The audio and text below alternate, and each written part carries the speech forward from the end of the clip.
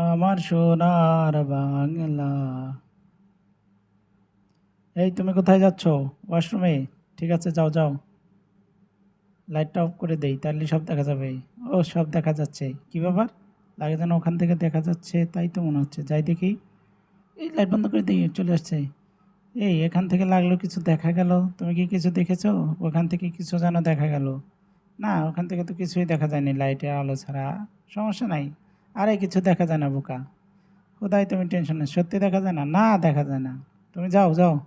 দেখা যায় না, লাইটের সুইচটি দিয়ে দেই। ও, সবই দেখা যাচ্ছে। কি ব্যাপার, লাগে জানি সবই দেখা যাচ্ছে। হ্যাঁ, কয় আঙ্গুল?